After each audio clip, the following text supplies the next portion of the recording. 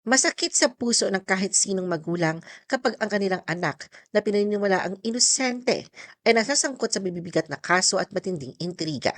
Ganito ang pinagdadaanan ni Clara Ramos, ina ni Rian Ramos, na buong tapang na ipinagtatanggol ang anak sa kabila ng mga paratang. Subalit, may sagot naman ang VACC President sa mga sinabi ni Clara. The Philippine Showbiz List presents detalye sa ina ni Rian Ramos versus VACC. Rian's mother condemned VACC for supporting Rian's driver.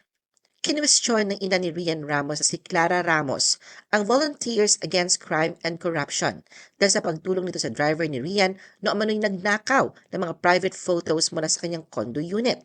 Sa Instagram, nagsalita si Clara tungkol sa isyong kinasasangkutan ni na Rian, Michelle D. at Samantha Panlilio na inakusahan ng illegal na pagditine sa driver. Ayon kay Clara, hindi niya maintindihan kung bakit sinusuportahan ng VACC ang isang sinungaling at magnanakaw na nagpa-interview pa sa iba't ibang panig at nagpakalat ng mga unverified information. Dagdag pa niya, nakatulong ito sa paglala ng kaguluhan sa social media kung saan ang mga ninakawan ay lalo pang nabibiktima ng mga malisyosong imahinasyon at kwentong patuloy na nag-iiba at lumalala.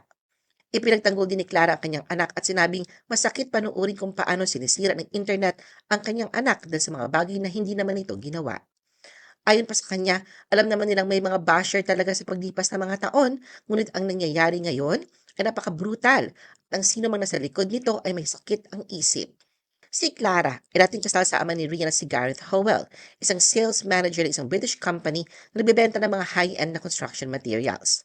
Nang maghiwalay sina Gareth at Clara, ibinahagi na tumigil ang ama ni Rian sa pagtanggap ng trabaho sa Pilipinas at mas nagtuon na lamang sa Thailand. Sa gitna ng mga pinagdaanan ng pamilya, na-diagnose si Clara ng stage 1 breast cancer, ngunit tuluyan na siyang gumaling at cancer-free na mula pa noong 2012.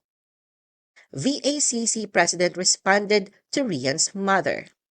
May naging sagot si VACC President Arsenio Boy Evangelista sa pagkwestiyon ng ina ni Rian na si Clara hingga sa pagtulong ng kanilang organisasyon kay Bonifacio Baro, na kilala rin sa alias na Totoy.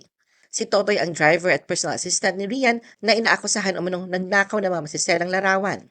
Bilang tugon sa sinabi ni Clara, ipinaliwanag ni Boy na nauunawaan ng VACC ang nararamdaman ng mga magulang at buong puso siyang nakikisimpatya sa kanila.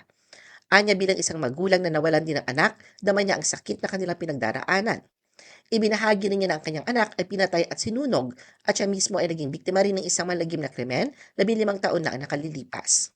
Gayunpaman, sinabi ni Boy na ang sinapit ng kanyang anak ay hindi maiahambing sa kasalukuyang pinagdaraanan ng iba dahil ang buhay ng kanyang anak ay hindi na maibabalik. Ang tinutukoy niyang anak ay si Vincent Evangelista, isang car dealer na sinunog ng Dominguez Carjacking Gang noong 2011. Ayon kay Boy, nananatiling napakasakit na karanasang iyon para sa kanya hanggang ngayon kahit pa nakamit na kanilang pamilya ang hustisya noong March 2023. Muli niyang iginiit na nauunawaan niya ang nararamdaman ni Melanie Marquez at ang pamilya ni Rian at nakikiisa siya sa kanila bilang kapwa magulang.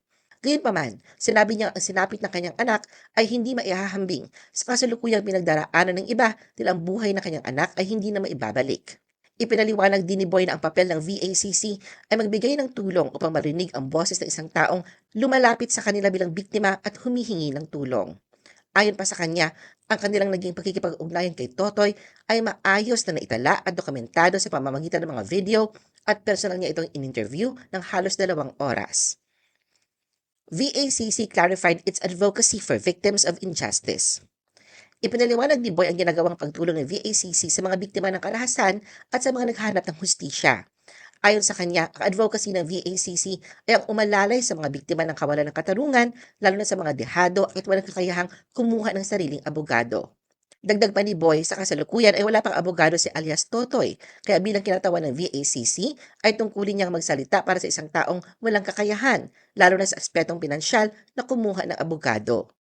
Ipinahayag niyang naaawa sila sa kalagayan nito at bahagi ng papel ng VACC ang i-refer siya sa mga department head at partner agencies ng organisasyon sa loob ng 28 taon.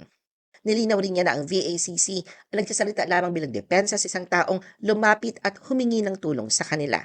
Binanggit din niya na may mga pahayag na lumalabas na para sa kanya ay mahirap paniwalaan, tulad ng akusasyon ng sabuatan sa torture at illegal na pagditine. Kaya't para sa transparency ay nananawagan ang VACC sa NBI na kunin at suriin ang travel time ni Michelle.